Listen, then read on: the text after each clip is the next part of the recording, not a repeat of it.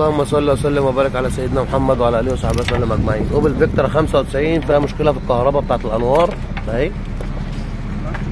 كل ده يتعمل بامر الله تعالى اهو. تمام اهو. طبعا احنا بنصور قبل الشغل اهو. على افضل الصلاه والسلام.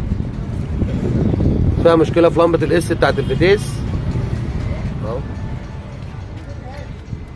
ومتعدل لها سيلكتور 97 اهو. في مشكله بقى في لمبه الاس، بتنور وتطفي على طول وبترزع في المارشلين، والجراب بتاع العصايه بتاع الفتيس مش مظبوط وما بتدورش الا لما بتمسك العصايه للاخر كده. اذكر الله وصلي على النبي. كده بقى كتوتات اهي، شايفين طبعا الفيوز شكله ايه. وهنا دي كده تفرت الايه مارش قدامه وتفرت الفتيس اهي. فيها مشكله طبعا في الفتيس كمان ان هي بتنور لمبه اس على طول، فنظبط الكهرباء الاول. كده بالصلاه على النبي احنا ايه خلصنا اهو اهو.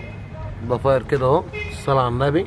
فرت الفتيس كمان تمام. بالنسبه بقى للحراره، البني فاصفر سرعه اولى اهي. قامت المروحه سرعه اولى اللي جوه واللي بره تمام. بني في ابيض سرعه ثانيه اهو. قامت اللي جوه واللي بره. اذكر الله وصلي على النبي. اوبل فيكترا 95. بفضل الله العربيه تمام اهي. المروحه شغاله سرعتين جوه وبره اهي. احنا كده فنشنا بفضل الله اهو. الزفيره اهي كل حاجه راجعه كما كانت ملمومه، حتى الفتيس باين اهو. كل حاجه اشتغلت تاني اهو. اذكر الله وصلي على النبي. مستشفى العباسيه الاوبل.